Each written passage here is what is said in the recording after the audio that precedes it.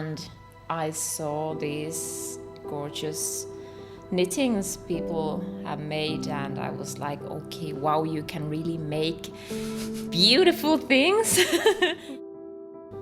For example, I just walk in our garden and I can like experience amazing things in the nature.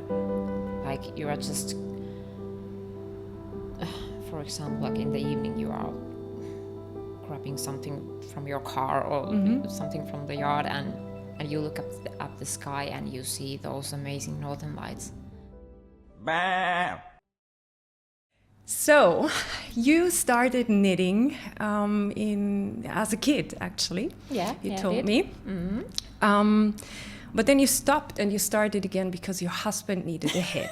Yes. Tell me that story. A famous story. Oh, it's a famous one, then I It's don't want to know. famous. I've told this story a couple of times before, yeah. But yeah, we met 17 years ago, perhaps, and I had a knitting project in my home, and my husband saw that, and I said, "Oh, I made that," and he was like amazed about that, and asked me, could I tell something to him, and perhaps a hat, okay, and I said, well, okay, I can try, and I went to internet and I found all those knitting blogs. It was just like the beginning of this blog thing, and knitting blogs were There a was new no thing. Ravelry back then, right? We just started. I don't maybe. know, but I didn't like find that at that time. I just found like Finnish blogs, and I saw these gorgeous knittings people have made, and I was like, okay, wow, you can really make beautiful things. And yeah, and I made the hat, and yeah, Did he like it? he liked it, Okay. and he wore it, and Okay. yeah, it was good. And Did you just meet him back then, or how long did you were together before he asked? we were being together maybe a few months. Okay, so Yeah. it was a good test. It was a good test. Yes. It was a good test, and yeah, and I wanted to make more hats after that hat, and I made myself a hat and made hat for my friends, and then I started making socks, and yeah, I've been knitting ever since. So yeah. But when you say you found that you can knit really beautiful things, what did you learn to knit with? I mean, what kind of stuff did you know back then as a kid? Yeah, I just thought that all those knittings are so full of Colorful? colors, yeah, and doesn't really fit, and they look a bit like ridiculous, maybe. But I found that I can really make things that I like to wear, and the colors I like to wear, and yeah. Did you learn to knit as a kid, As a kid, more yeah. traditional Finnish things, or was it just like, yeah, we is there made like a socks and Okay. mittens and color things work? like that. Yeah. Yeah, and I remember very clearly that these kind of things, I was really interested about, like things you can make with your hands. I remember like situations when I was like visiting my friends, and I saw knitting projects of their mom, what their mom was doing, and I can still remember those moments. I saw the projects, for example, like a sweater which was on blocking, and that was really fascinating, but I still didn't think that I could do something like that. But yeah, but after that hat, I've been knitting. Okay, and all the how? time. I mean, 17 years ago, 17. and you don't have your business as a knitwear designer so long yet. It's Not actually yet. quite fresh. Yeah. So, how did this go on? I mean, you started to knit more hats and Yeah. socks, and you got into it. So, when did the thought come up to actually be a knitwear designer? Well, yeah. Well, first I thought that I would be a painter or an artist, and I started studying arts, and and during those studies, I just started knitting more, and all those handicrafts thing. Just I was so fascinated about those things, and I realized that these kind of handicrafts I'm more interested about handicrafts than arts. And after finishing my art studies, I knew that I want to study also handicrafts.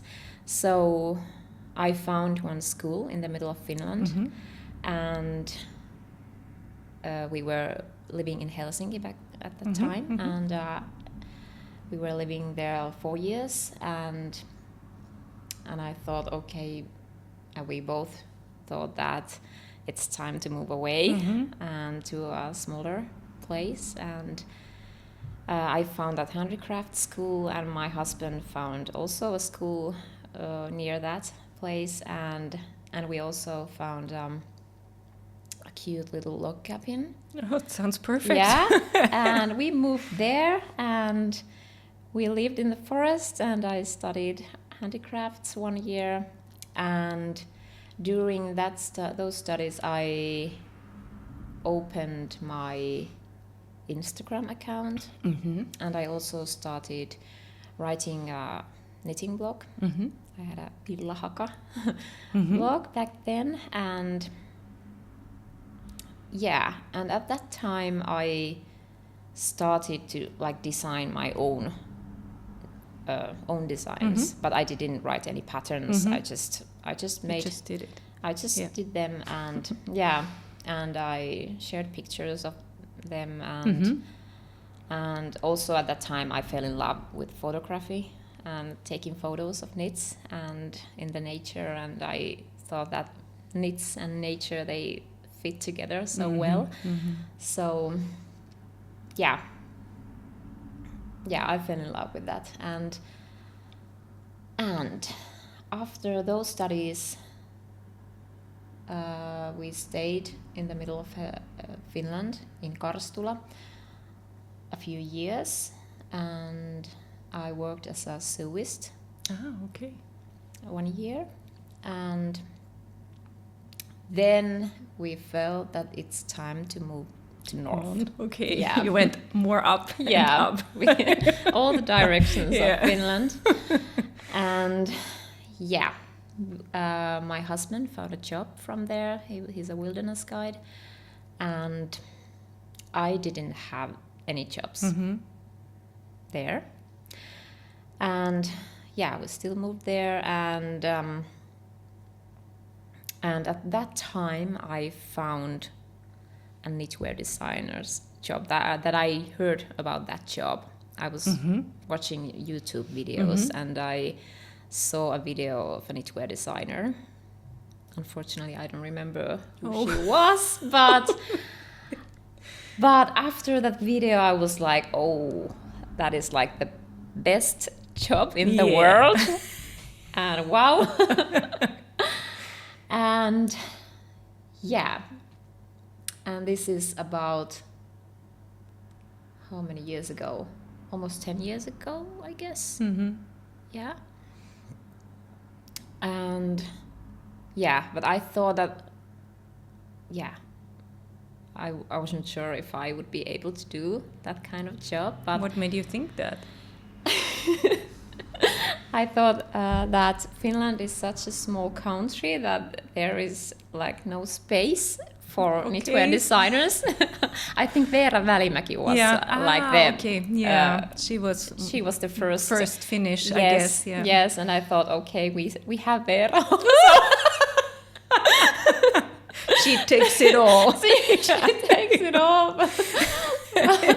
But I still wanted to try this. I thought that, well, I'm home and I don't have anything, and I was expecting our first child at that time, and so I made my own first design, and I wrote the pattern. I published it on Ravelry, and yeah, and also at the time I got messages from Finnish craft magazines, and they already? asked, already, yeah. Oh wow, that went fast. That went really fast, yeah. And they asked if I would be interested in designing for them, and I said yes. Why not? Why not? And and I designed a few patterns for them, and then we got our first child, and yeah, during those baby years I designed new patterns whenever I had a chance, and we got our second child, and when he was 1, I was ready to open my own business, and our children went to daycare, and I started working full time.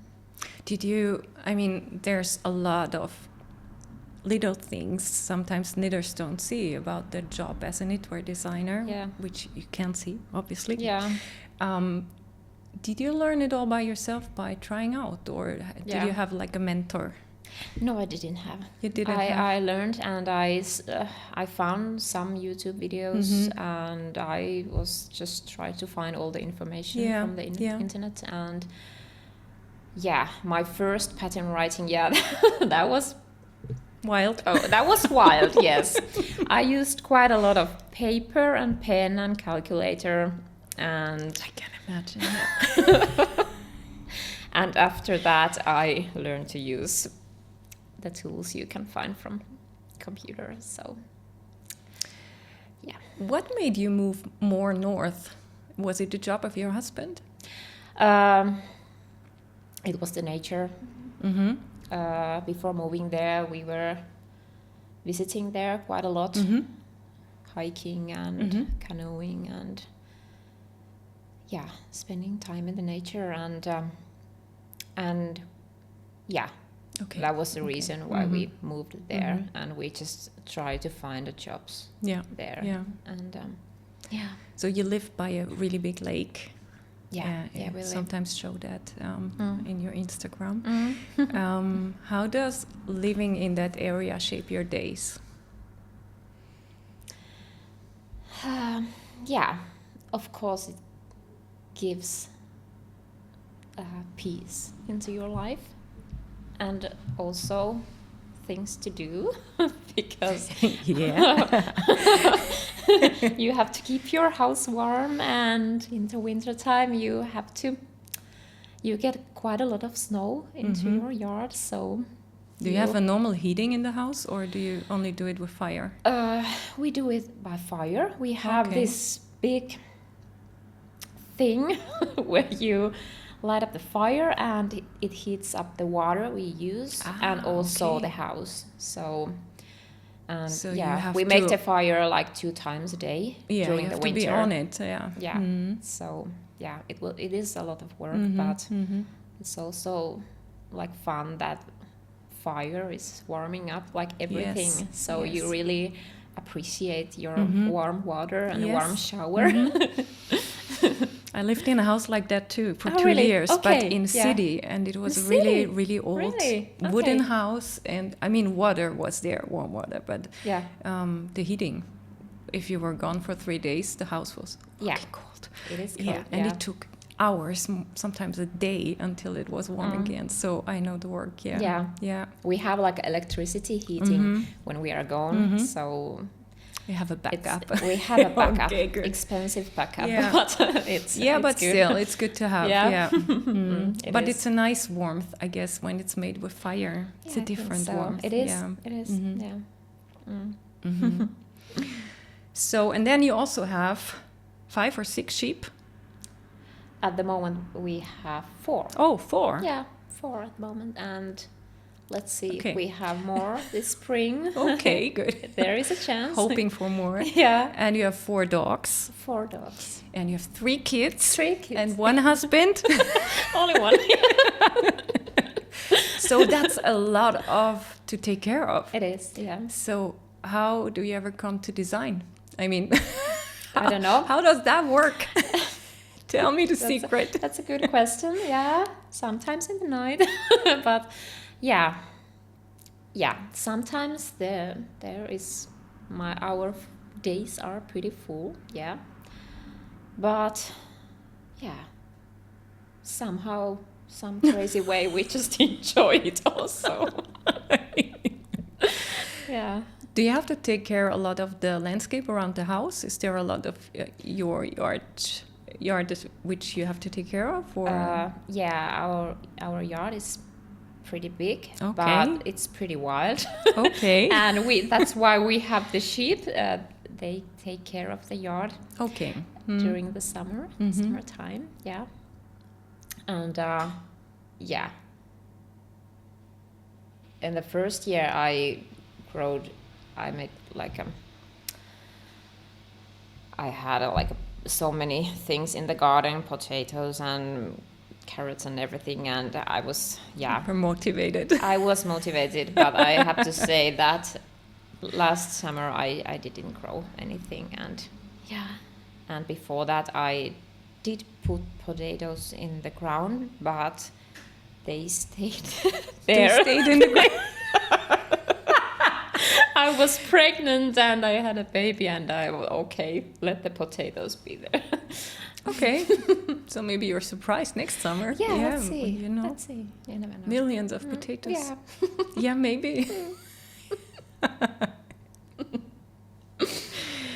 So you go a lot out. You're a lot outside, and is that something you need to kind of keep healthy, or is it something you need for your creativity, or both, or what is the motivation? It's both, definitely. Yeah. Yeah, it gives you so much, and also, of course, you have dogs. You have to take them outside and running, but I always, when I go out hiking or skiing or canoeing or whatever, I always get home with my head full of ideas. It's always like that, and I just need that space, that quiet space for the creativity. And and I've said many times that I couldn't do this job in a city. Oh, okay. Because So you need it for the designs in general. I need them for my designs, and I also really enjoy that I can just go outside and take pictures of my designs, so I don't have to travel to the countryside and take the pictures. Yeah, or have a studio. Or have a studio. Yeah, so it helps. It gives quite you a lot. Yeah. So, but when you lived in Helsinki, you didn't have that possibility.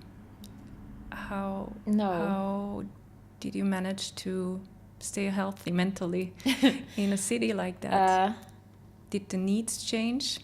Maybe with growing older? And maybe in when we were living in Helsinki, we traveled quite a lot in the weekends to the countryside and to the forests and everything. So we didn't only stay in the city. Maybe we have to explain these noises. Yeah. We are in a really nice restaurant here in Onda. On the island of Rügen, and we have a street outside, and there are the big, how do you call, the farmers drive, the big trucks. They think they need to drive here too today. So, yeah. That's the noise. So, coming to your designing, you designed the Ahto cardigan with my yarn. Yeah. That's how we kind of got more connected. And I think the design fits perfectly to the structure of the character of the yarn. Yeah. So I would like to know, if you start a new design, do you first have the yarn in mind, or do you first have the pattern in mind and look for the yarn, or how is it in general, and how was it with that cardigan? Yeah, well, it changes sometimes, but usually I have the yarn, and as in this case, I had the yarn first, and yeah, when I saw the yarn, I just thought that the yarn is really like rustic, and it's really beautiful, and it already has this like structure on it. And I thought in this design, I thought that I want to make something simple. And I think I used this half fisherman rib stitch in this pattern. And I thought, actually immediately when I saw the yarn, I thought that that kind of stitch pattern would show up the yarn really well compared to like stockinette stitch. In half fisherman rib stitch you have this like big stitches, so I think it shows up the yarn really beautifully. And so yeah, I made the swatch, and it was love at first time. That's so nice. Yeah, to I didn't make any other swatches. Okay. I thought that this is perfect, and and so I remember your first message after you cast it on. Yeah, it was so cute. You were like, it's so beautiful. And I go, oh. So it's nice to hear from somebody who has no connection to the sheep and the yarn. And it's lovely. It's a beautiful yarn, yes. And so normally you have the yarn first. Normally I have the yarn first, and and it's something that fascinates me like so much every time, because you have the yarn, and you don't quite know yet what it will become, and it's so interesting to start finding what the yarn wants to be. Do you talk to the Yeah, skeins? we have discussions together. Okay. No. Well, I would understand. But yeah, sometimes you just when you see the yarn, you just know it immediately what you want to make with it, and sometimes it's a struggle, and usually I already like see the whole package. I can see like the design I want to make, and also where I want to take pictures of it, and what kind of world I want to like create around the design. And I really love that process. It's so fascinating, and involves so many things at once. Yeah. And you also knit mostly neutral colors, natural colors. Yeah. Is that something which also comes from the nature influence, or is that just your thing in general? I think it's always been my thing, wearing natural colors. But also I really like to find all those color combinations in the nature. I think those are the best combinations you can find. So yeah, I think it comes quite a lot from nature.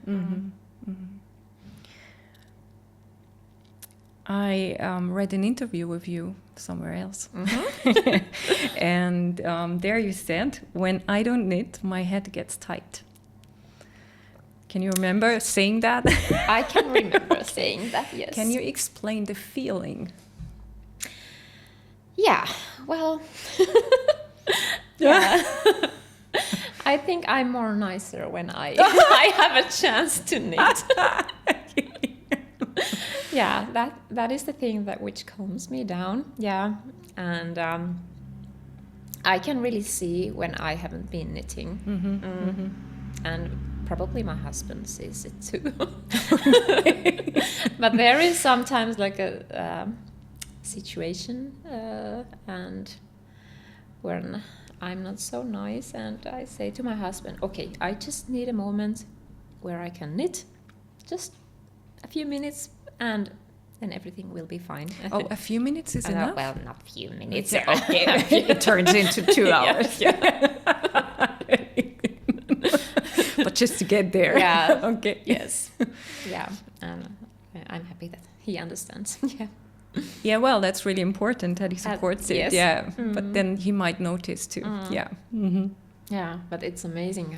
It's amazing what it does. Yeah. Yeah. Yeah. Yeah. Yeah. Yes.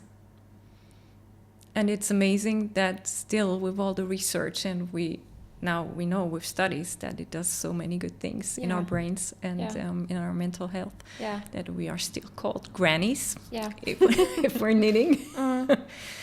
Yeah. And I think it's something same in like, because I love like dog sledding and going with the dogs and also we used to sail a lot when we lived in Helsinki. We had like a sailboat together with our friends and there is something similar, like some like a slow traveling and it's the same thing in everything that in those things that it's not the destination, it's the traveling. It's the traveling itself, which is like the maybe most important part. Yeah.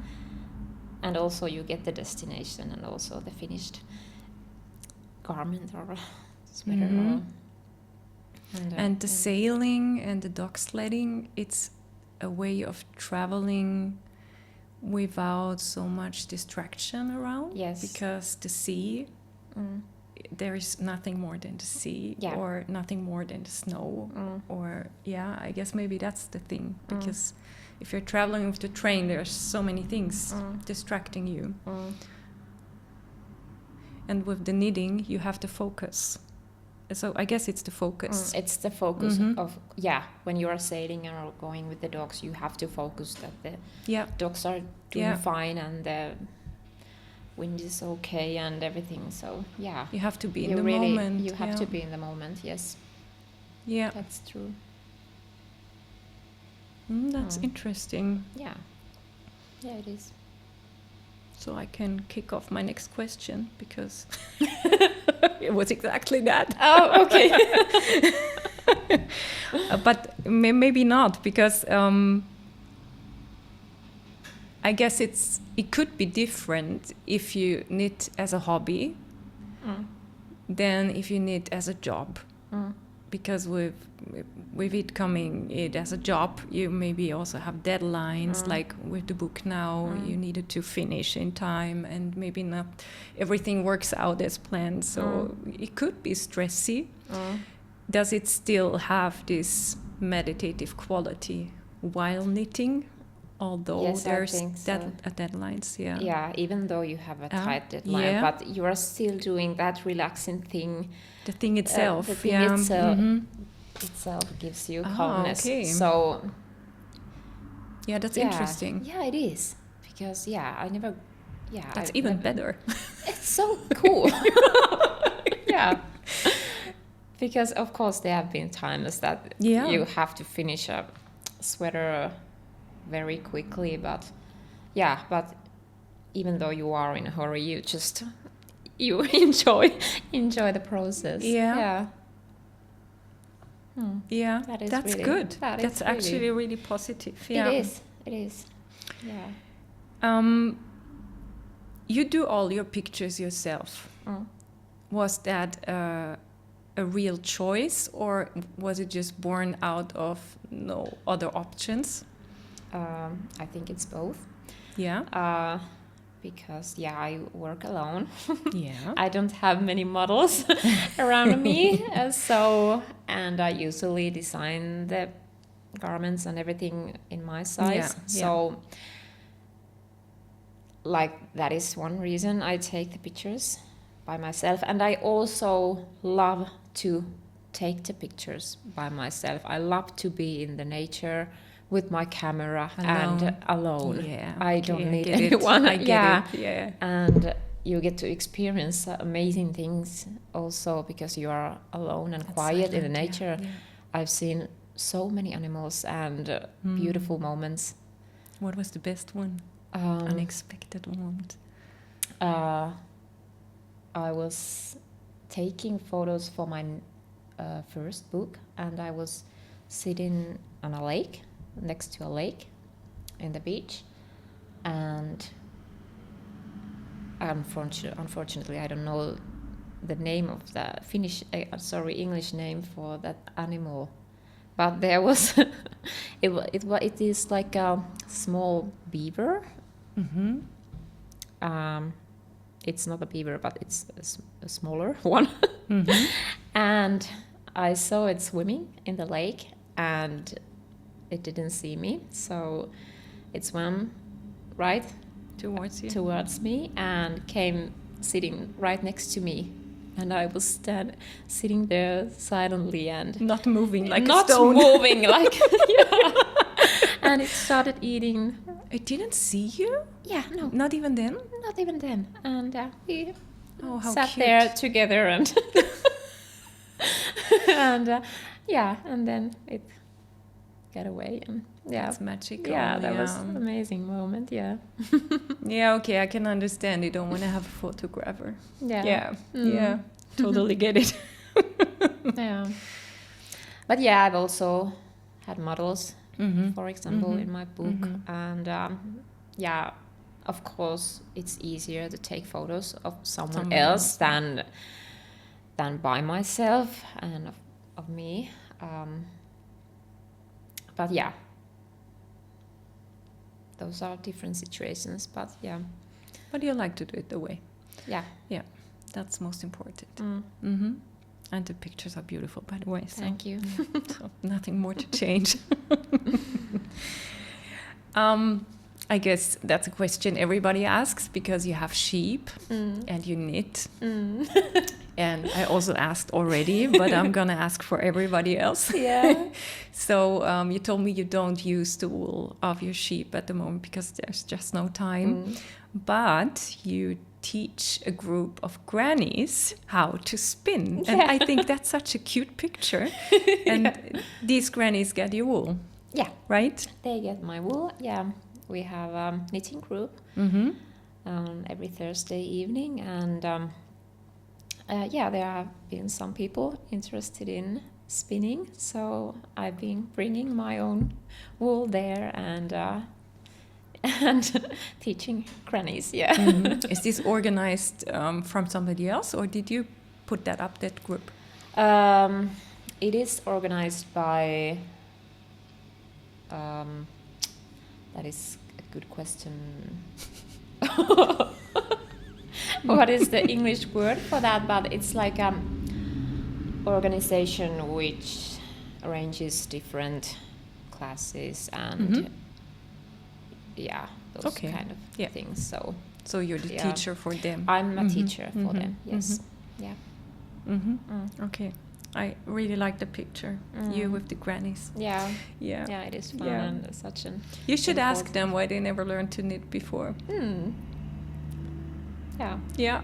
Yeah. I should. Yeah, ask. you should. Yeah. Do the sheep change your rhythm? Do you have to take care a lot, or are they by themselves mostly? They are mostly pretty easy. Mm-hmm. In the summertime, they are on the fields and eat the grass, and that's like the easiest time. But of course, when you have animals and they sometimes like to do funny things and sometimes maybe escape. And yeah. And yeah, sometimes they do escape to neighbors' fields and those kind okay, of so you have places. to So catch them. sometimes, yeah, I Mm. have to catch them, and yeah, sometimes there are moments like, oh, come back. Yeah, I remember the situation. I was taking photos for my upcoming book, and yeah, I was just started to taking photos, and then I see the sheeps running away from from our field, and yeah, Okay. my Your photo shoot was over. my photo shoot was Or, You should include them. Maybe they're happy about that and stay. Yeah. No, but otherwise, I guess it's quite easy in the summer. In winter, you have to feed them, I guess. Yeah. A couple of times a day. A couple of times a day? In the morning and in the evening, we bring them grass. Okay. And, But it's nice to have this ritual, right? It is. Yeah. It is. Yeah.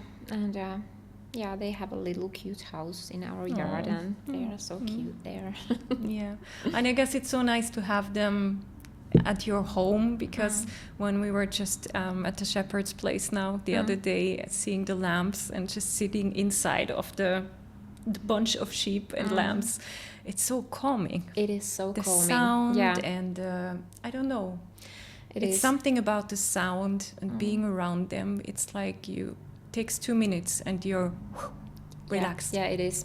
If I compare them to our dogs are like full of life and constantly moving and jumping around. And when you meet the sheep, they are just standing there and ready to hug you. And and to have that just outside of the house, it's so nice. It is. Relaxing factor. Yeah, that's true. Yeah. I'm stressed. Come here.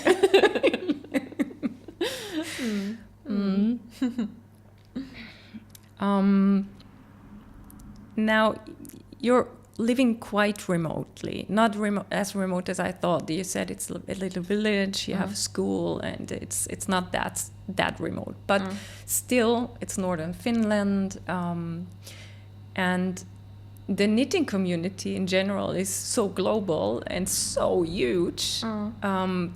Do you feel connected anyway, even though you're so remotely living? Somehow, or is it sometimes a little bit lonely? Sometimes it's lonely, and I'm happy that the community is really like close and friendly, and I can like send a message to another designer and ask if I have a question, and people there are really friendly and supportive. That's true. And I'm not alone, but of course it's lonely sometimes, but luckily my husband has learned quite a lot of things from knitting world, and I can also discuss with him. That's good. Yeah, that's really good. So you don't have to separate work and private life. Yeah. We are both like entrepreneurs, so he understands also, and it's really the struggle, and it's really good to have like him and have all these conversations, and Do you have a lot of friends out there, or is it mostly through the kids? Or mostly through the kids maybe, and also I have like friends through my work also, which has been really great, like amazing photographers and designers, and we sometimes meet, and it's really good. Because I guess it's so important if you work alone, live remotely, it's sometimes hard to have enough contact and enough social life to not feel lonely. That's true. And also luckily we have all those knitting festivals and things like that, so it's been so amazing to like really see on live other designers, and Finland has quite a few, right? We have quite a few events. So I heard that Finnish people I heard a lot about Finnish people since I live in Sweden especially. I can imagine that. I heard that Finnish people have benches in the park which fit only for one person because they like to be alone so much. Is that true? I've never heard that. Okay. So benches were in the park benches where only one person fits because they like to sit alone and be alone. Well, that might be true. Oh, okay. I can imagine that. Yeah. Yeah. Yeah. In the Maybe the the town I cities. live, we have benches also for 2 persons. Oh, Yeah. okay. Mm. Maybe you're more social where you live. Yeah. Probably. I mean, I also feel you're not so Finnish since I Me? met you. Because you're so open and warm and talky and... Yeah, but it's just the stories I I'm heard, so excited you know. to see people. Finally. No, but joke aside. No, I guess Finnish, as general Scandinavian people, have this deep connection to nature. Mm. I just see it in Sweden too. It's so natural for them to spend a lot of time outside. Can you describe this connection to nature as a feeling? As a feeling, the connection to nature. Because, you know, if you compare it to Germany, you kind of plan trips to the countryside. I mean, it's not so natural to have it included in daily life. Yeah. And I really experience it differently now since I live in Sweden. And but I would like to know the feeling. Yeah, I think it gives quite a lot of feelings, and I think it's really amazing that, for example, I just walk in our garden and I can like experience amazing things in the nature. Like you are just, for example, like in the evening you are grabbing something from your car or something from the yard, and you look up the sky and you see those amazing northern lights, like that, huge things you can just experience in your normal life. and you still see it. Yeah, it's not normal, like normal, and you kind of don't appreciate it anymore. I think I appreciate it. Yeah. Yeah, it sounds like, yeah. But of course you have to be like eyes open and yeah, and sometimes the feeling is like so you cannot even speak. It's just, and it takes your breath away, and sometimes the feeling is so huge when something is so beautiful. And sometimes when you are so stressed and angry or something, and you just go outside and take that deep breath, and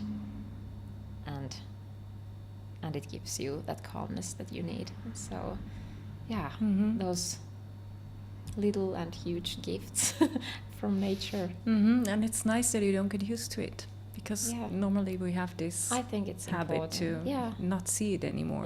Because you have it all around all the time. I think it's important to appreciate, like, so it's those mostly the moments. feeling of awe. Sorry? The feeling of awe. This overwhelming. Yeah. It's hard to describe.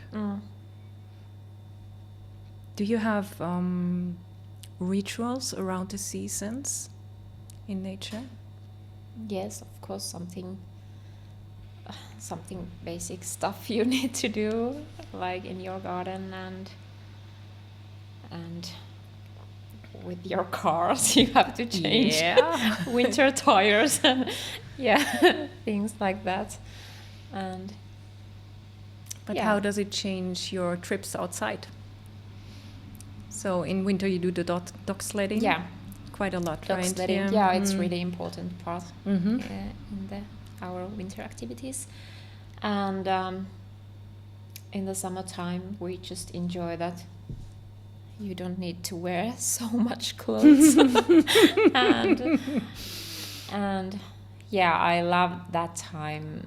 I really love to like do all those hikes in the beginning of summer when there are like not so many mosquitoes and things like that.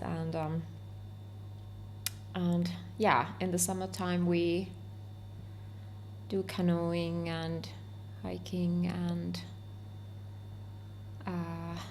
in the winter time it's skiing and dog sledding. And You do more the cross-country skiing, right?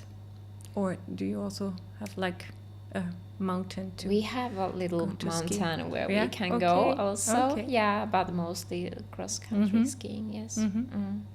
Oh, it sounds like, from a book. It sounds like you have all of these activities. It's like, okay. A huge playground. Yeah, it's a huge playground. Yeah. That's so nice because it's so different things Mm. you can do. Yeah, Yeah, that's true. it's not getting boring. No, it's not getting, and the seasons change so quickly. So Yeah. you have something new all the time. How do you handle these long winters? At the moment, it feels like that time passes by so quickly. So even the winters feels like we feel really like short. Okay. But yeah, of course you have like a lot of work compared to summer for warming up the house and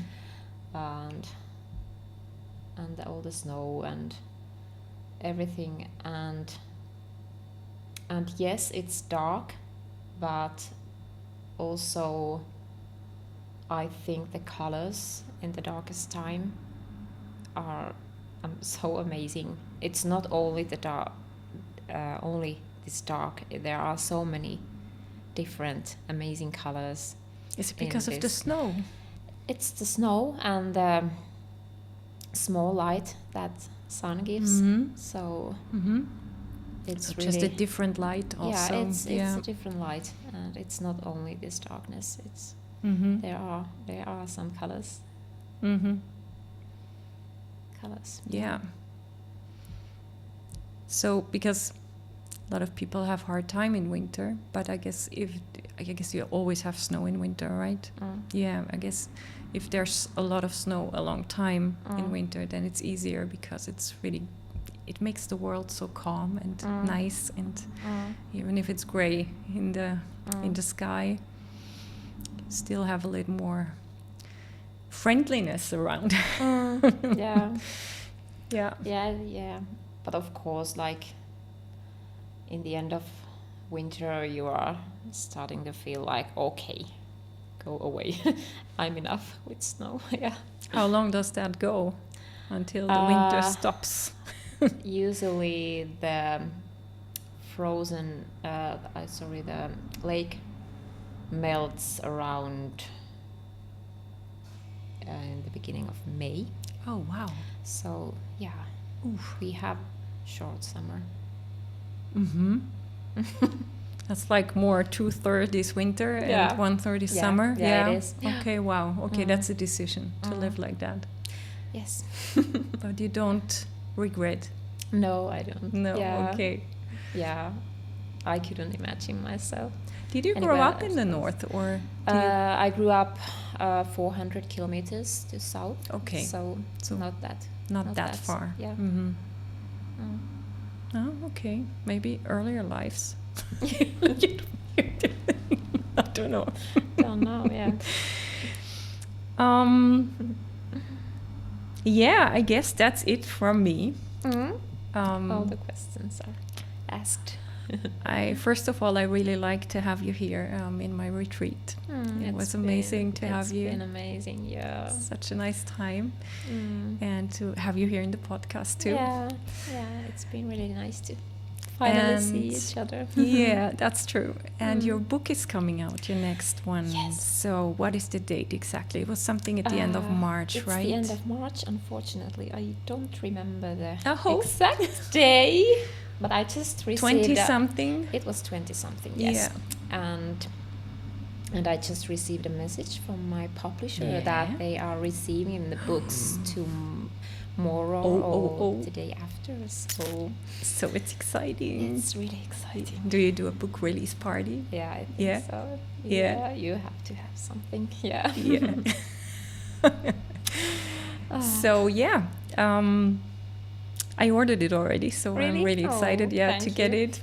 Well, it's beautiful. It's really beautiful. Yeah. You made it like a road trip, and that's it has a road really, trip theme. really appealing pictures. Yeah.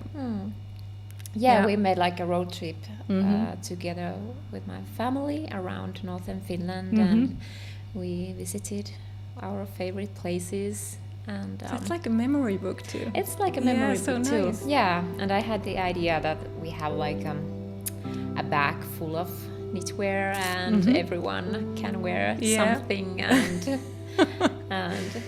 we had a great time taking the photos, and cool.